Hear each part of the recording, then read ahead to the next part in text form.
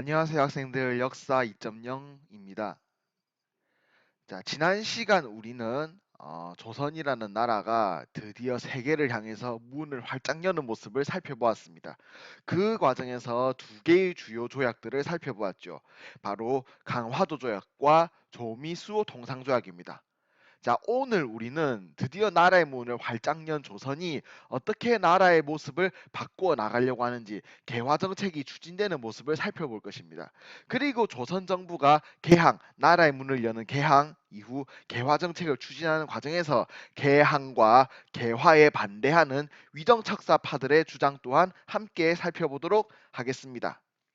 자, 우선 학습지를 보면 학습지 가장 위쪽에 이제 비상교육 옆에 페이지 수를 적어 놓은 것이 있을 겁니다. 쪽수를 적어 놓은 것이 있는데 학습지에 적혀 있는 쪽수에 약간의 오타가 있습니다. 그래서 선생님이 지금 표시해 놓은 대로 숫자를 고쳐 주시기 바랍니다. 네, 오타 수정 완료했으면 지금부터 본격적인 11번 한국사 학습지 수업 시작해 보도록 하겠습니다. 오늘 우리가 배울 첫 번째 학습 주제는 개화 정책의 추진입니다. 우선 개화라고 하는 단어의 뜻을 함께 알아보려고 합니다. 개화란 사람의 지혜, 풍속 등이 발달한다라는 뜻을 가집니다. 자, 조선 정부가 개화 정책을 추진하게 된 배경은 다음과 같습니다. 우선 첫 번째, 일본 및 서양과 조약을 체결하게 됩니다. 지난 시간에 배웠던 내용이죠. 10번 학습에서 배웠던 내용입니다. 일본과는 강화도 조약을, 그리고 서양과 조약, 특히 미국과는 조미수호 통상조약을 체결하게 되면서 조선은 이제는 더 이상 변화를 거부할 수 없다. 어떻게든 변화를 받아들여야겠다라는 생각을 하게 됩니다. 그리고 이런 생각의 변화와 함께 조선을 바꾸어 가겠다고 주장하는 사람들이 나타나는데 이 사람들을 우리는 개화파라고 부릅니다. 개화파가 등장하게 되면서 조선은 본격적인 개화 정책을 추진하게 됩니다. 자, 그렇다면 개화 정책의 내용을 하나씩 하나씩 살펴보도록 하겠습니다. 우선 첫 번째 정치적인 내용을 살펴보도록 하겠습니다.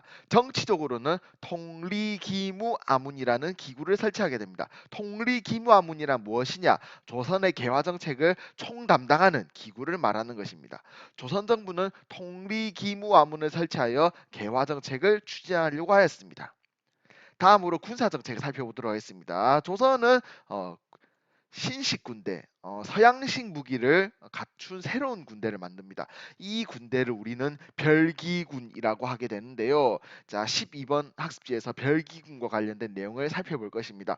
우선 오늘 알아볼 내용은 조선 정부가 서양식 무기를 받아들인 신식 군대인 별기군을 만들었다라는 내용을 알아두면 되겠습니다. 자, 계속해서 조선 정부의 개화 정책 내용 살펴보겠습니다. 조선 정부는 각종 근대 시설들을 만듭니다. 학습지에는 주요 근대 시설들의 이름이 총 4개가 적혀 있습니다. 첫 번째, 근대식 무기를 제조한 공장인 기기창. 조금 있다가 11번 학습지 지금 배우고 있죠. 조금 있다가 영선사와 관련하여 기기창의 이름이 한 번 더 반복될 예정입니다.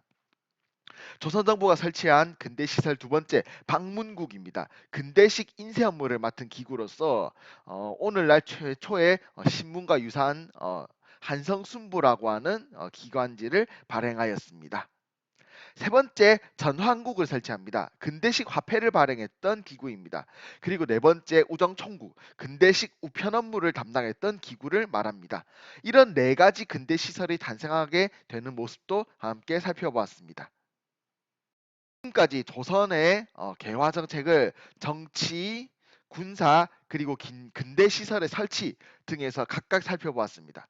지금부터 우리가 알아볼 내용은 조선 정부가 외교사절 및 시찰단을 파견하는 부분입니다. 조선 정부는 개화 정책을 추진하면서 외국과의 조약 이후 개화 정책을 추진하면서 외국의 변화 모습을 직접 눈으로 살펴볼 필요성을 느끼게 되었습니다. 이를 위해서 조선 정부는 여러 나라의 외교 사절단 그리고 시찰단은 보고 배우는 무리라는 뜻입니다. 시찰단을 파견하게 됩니다. 이를 통해서 조선 정부는 세계의 변화상을 직접 눈으로 살펴보려고 하였던 것입니다. 자, 여러 나라의 외교 사절단과 시찰단을 파견하게 되는데요. 우선 첫 번째로 알아볼 나라는 바로 일본에 보낸 수신사라는 사절단입니다. 수신사는 강화도 조약이 체결된 이후에 일본에 파견한 사절단을 말합니다. 총 두 차례의 수신사가 파견되었는데요. 1차 수신사의 대표 인물로는 김기수, 그리고 2차 수신사의 대표 인물로는 김홍집이 있습니다. 특히 2차 수신사로서 일본에 파견되었던 김홍집은 조선 책략이라는 책을 가지고 조선에 돌아오게 됩니다. 여러분들 조선 책략에 관련된 내용을 지난 10번 학습지에서 배웠던 거 기억합니까? 러시아를 막기 위해서는 친중국, 결일본, 연미국 해야 한다라는 조선 책략의 주장에 따라서 조선 정부는 미국과의 조약을 체결한다라는 내용을 지난 시간에 배웠습니다. 10번 학습지의 내용을 잘 공부한 학생은 충분히 기억할 수 있을 것입니다. 조선 책략이라는 책이 조선에 들어오게 됨으로써 조선의 외교 정책에 큰 변화가 생겼고 결국 조미 수호 통상조약이 체결되었다는 내용을 10번 학습지에서 배웠습니다. 잠깐 지난 시간 내용 복습했고요. 어쨌거나 조선 정부는 일본에 두 차례의 수신사를 파견합니다. 1차 수신사, 2차 수신사를 각각 파견하게 되었다. 조선 정부는 일본의 근대 문물 그리고 개화 정책에 대한 정보 수집을 목적으로 하여 또 한 무리의 사람들을 보냅니다. 박정양, 어윤중, 홍영식 등의 인물들을 비밀리에 일본에 파견하게 되는데요. 이 사람들을 통틀어서 조사시찰단이라고 합니다. 개화 정책에 반대하는 의견 때문에 고종은 박정양, 어윤중, 홍영식을 비밀리에 일본에 파견하여 일본의 근대 문물을 시찰하고 개화 정책을 살펴볼 것을 지시합니다. 조사 시찰단으로 파견된 사람들은 나중에 조선에 귀국한 이후에 자신들이 보고 듣고 배운 내용을 보고서로 제출하게 됩니다. 그리고 이 보고서의 내용은 이후 조선 정부가 개화 정책을 추진하는 데 있어서 많은 영향을 끼치게 되는 것입니다. 다음 외교 사절단의 파견 세 번째입니다. 영선사입니다. 영선사는 청나라에 파견된 사절단을 말합니다. 영선사는 청나라에 파견되어 근대식 무기를 만드는 방법과 근대식 군사훈련법 등을 배우기 위해서 공부하였습니다. 김윤식 등이 파견되었으며 영선사는 이후 귀국한 다음 기기창, 근대식 무기 공장인 기기창을 만드는데 많은 영향을 끼치기도 합니다. 우리가 조금 전에 조선 정부의 개화 정책 중에서 근대식 시설을 설치한 내용 중에 기기창 설치라는 부분을 이미 배웠습니다. 네, 그때 배웠던 근대식 무기 공장 기기창이 영선사가 청나라에서 배워온 각종 무기 제조법 을 바탕으로 만들어진 공장이다라는 내용 여러분들 잘 기억해 주시기 바랍니다. 자, 조선 정부의 외교 사절단 파견 네 번째 보빙사입니다. 보빙사는 미국과의 수교 이후 10번에서 배웠던 조미수호 통상조약을 말합니다. 미국과의 수교가 이뤄진 이후 미국 사람들이 외교관을 조선 정부에 파견하게 됩니다. 이에 대한 답례로 조선에 보낸 사절단을 우리는 보빙사라고 합니다. 민영익, 홍영식, 유일중 등이 미국에 파견됩니다. 이들은 서양 세계의 변화 모습 그리고 그 발전 모습을 오랜 기간 동안 답사하게 되고 이후 조선 정부로 돌아오고 자신들이 보고 배웠던 내용을 조선 정부에 알리게 됩니다. 이때 보고 배웠던 많은 내용들이 이후 조선 정부가 개화 정책을 추진하는 데 있어서 영향을 미치게 되는 것입니다. 자, 조선 정부 변화하는 시대 상황에 맞추기 위해서 앞에서 살펴본 바와 같이 각종 개화 정책 실시합니다. 하지만은 이런 개화 정책 실시를 반대하는 사람들이 있었습니다.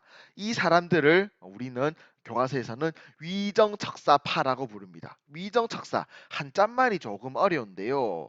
이렇게 풀이할 수 있습니다. 바른 것을 지키고 사악한 것을 물리치자, 배척하자라는 뜻을 가진 단어입니다. 여기서 위정척사파가 주장하는 바른 것은 오랜 기간 조선이 지켜왔던 사상인 성리학을 말합니다. 반대로 배척하자, 물리치자라고 주장하는 것은 바로 서양 문물을 말하는 것이지요. 이 위정척사 운동은 1860년대, 1870년대, 1880년대, 1890년대 총 4시기에 걸쳐서 진행됩니다. 그리고 각각의 시기마다 구체적인 활동 내용이나 인물들에 있어서 조금씩 다른 모습을 보입니다. 자, 그렇다면 지금부터는 위정척사 운동이 1860, 70, 80, 90년대에 각각 어떠한 모습으로 전개되었는지 그 내용을 하나씩 살펴보도록 하겠습니다. 자, 위정척사운동의 첫 번째 시대 1860년대의 모습을 알아보도록 하겠습니다.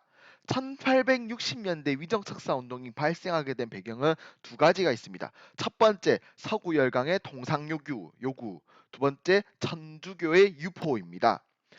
서구 열강의 통상 요구라는 내용은 우리가 9번 학습지에서 이미 배운 내용입니다. 서양 세력은 이양선을 타고 나타나서 통상 그리고 수교를 요구했다라는 내용을 이미 반복했습니다.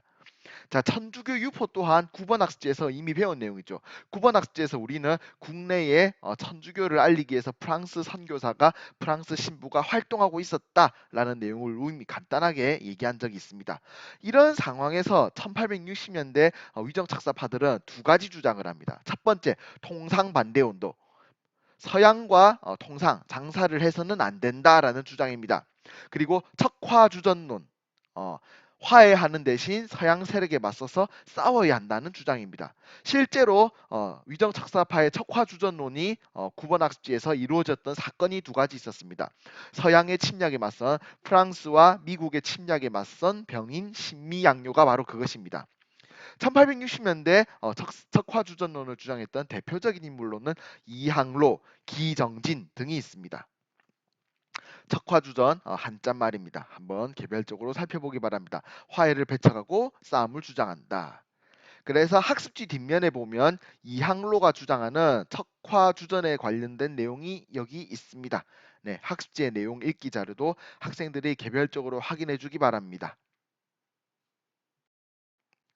다음 1870년대 위정척사운동 살펴보도록 하겠습니다. 1870년대 위정척사운동의 배경은 일본의 개항 요구가 있습니다. 10번 학습지에서 이미 배웠던 내용입니다. 일본이 운요호 사건을 일으키고 조선에게 조약 체결을 강요했다. 결과적으로 강화도 조약이 체결되었다라는 내용을 말이죠. 이런 상황에서 위정척사파들은 개항 반대 운동, 나라의 문을 열어서는 안 된다는 주장입니다. 그리고 외양일체론, 일본, 외나 서양, 일본이나 서양이나 거기서 거기다 결국 같다라는 주장을 펼치게 되는 것입니다. 대표적인 1870년대 위정척사파 외양일체론을 주장했던 인물로는 최익현이 있습니다. 외양일체, 일본과 서양은 결국 하나다라는 주장입니다. 최익현은 외양일체론을 주장하면서 이런 이야기를 합니다. 학습지 뒷면에 있는 읽기 자료입니다. 저들의 물화는 모두 지나치게 기이하고 사치스럽고 이상한 놀이개로서 공산품이며 그 양이 무궁합니다. 우리의 물화는 모두가 백성들의 생명이 달린 것이고 땅에서 나는 것이므로 한정이 있습니다. 네, 서양 세력들이 조선과 교류할 수 있는 장사할 수 있는 물건은 공장에서 찍어낸 공산품입니다. 반면 조선에서 장사의 대상으로 삼을 수 있는 물건은 바로 농업품, 농산품이었죠. 공장에서 찍어낸 공산품과 농사를 지어서 만든 농산물을 교환하게 되면 결국 농산물을 교환하는 측이 손해를 봅니다. 오늘날의 자본주의 세계에서도 FTA 등 자유무역 협정을 체결했을 경우 많은 사람들이 우려하는 내용들이 바로 이것입니다. 공장에서 물건을 찍어낸 공산품과 농사지어 만든 농산물을 교환하게 되면 결국 농산물을 만든 측이 많은 손해를 보게 됩니다. 최익현은 이미 1870년대에 서양 세력 그리고 일본이 통상수교를 하게 되면 조선과 통상을 하게 되면 조선이 농산품을 팔게 됨으로써 손해를 볼 수 있다라는 측면을 집어서 이렇게 주장을 했던 것입니다. 1870년대 위정척사 운동의 내용 함께 살펴보았습니다. 자, 다음으로는 1880년대 위정척사 운동의 내용을 살펴보겠습니다. 1880년대 위정척사 운동이 일어나게 된 배경으로는 조선 정부의 개화 정책 추진 그리고 조선 책략이라는 책이 유포되었다라는 것이 있습니다. 조선 정부의 개화 추진 내용과 조선 책략이라는 책의 유포는 우리가 지금 배우고 있는 11번 학습지에서 이미 배웠던 내용이 되겠습니다. 조선 정부의 개화 정책 추진에 대해서 위정척사파들은 개화 반대를 주장했습니다. 그리고 이 개화 반대의 내용을 글로서 고종에게 올렸습니다. 글로 정리하여 고종에게 올렸는데 대표적인 글로는 영남 만인소가 있습니다. 영남 만인소 이만손이 쓴 글입니다. 이만손 외에도 홍제학 등의 인물이 위정 착사 운동을 주도하였는데요. 자, 여기서 영남 만인소 개화를 반대했던 내용을 담은 영남 만인소라는 글에 대해서 조금 알아보아야 합니다. 영남 만인소 영남 지역에 많은 사람들이 글을 올렸다라는 뜻을 가진 제목입니다. 영남은 오늘날의 경상도 지방을 말하는 것이죠. 이만손 등 경상도 지역, 영남 지방에 사는 유생 1만여 명은 단체로 고종에게 글을 올립니다. 그 글은 조선 책략의 내용 그리고 정부의 개화 정책을 강하게 비판하는 내용이 담겨 있습니다. 이 글을 영남만이소라고 부르게 되는 것입니다. 자, 영남만이소의 내용을 간단하게 학습지 뒷면에 표시해 놓았습니다. 읽기 자료죠. 러시아, 미국, 일본은 같은 노란 K입니다. 네, 개화 정책 추진에 대한 반대, 그리고 서양 세력과 조약을 체결하는 조선의 외교 정책에 대해서 반대하는 내용을 담고 있습니다. 특히 조선 책략의 내용에서 러시아를 막기 위해서 중국과 친하고 어, 친중국, 결일본, 연미국을 주장했지요. 하지만 영남 만인소에서는 러시아, 미국, 일본은 결국 같은 오랑캐다라고 주장하는 내용이 담겨 있습니다. 결국 조선 정부가 일본 그리고 서양 세력과 조약을 체결한 것에 대한 비판하는 내용이 잘 담겨 있습니다. 1880년대 위정착사운동의 내용 함께 알아보았습니다. 1890년대 위정착사운동 살펴보겠습니다. 1890년대 위정착사운동은 을미사변, 단발령 등에 의하여 발생하였습니다. 1890년대 위정착사운동은 유인석, 이소홍 등이 항일 의병운동의 모습으로 활동하게 됩니다.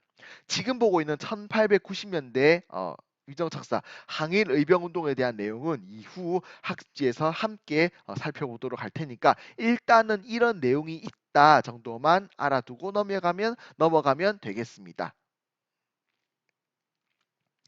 자, 지금까지 우리는 위정척사 운동의 내용에 대해서 살펴보았습니다. 특히 위정척사 운동을 1860, 70, 80, 90년대의 모습으로 시대로 각각 나누어 그 모습을 살펴보았습니다. 이러한 위정척사 운동이 가지고 있는 의의와 한계는 다음과 같습니다. 우선 의의입니다. 일본과 서양 열강의 침략에 맞선 반침략 운동의 정신적인 뿌리가 되었다라는 의미가 있습니다. 하지만 한계점도 있습니다. 변화를 거부했다는 것이죠.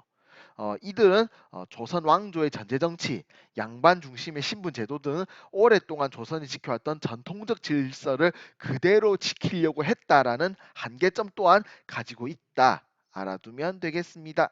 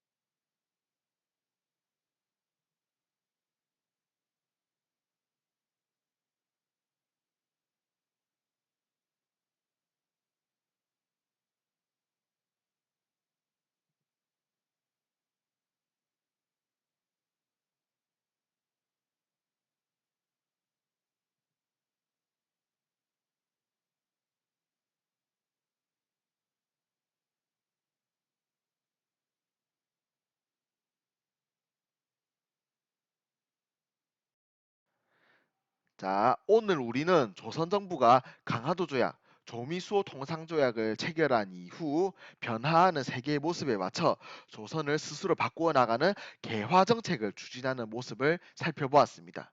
그리고 이런 개화 정책의 추진에 반대하는 위정착사 운동의 모습을 1860년대, 70년대, 80년대, 90년대의 시대로 구분지어 각각의 내용을 알아보았습니다.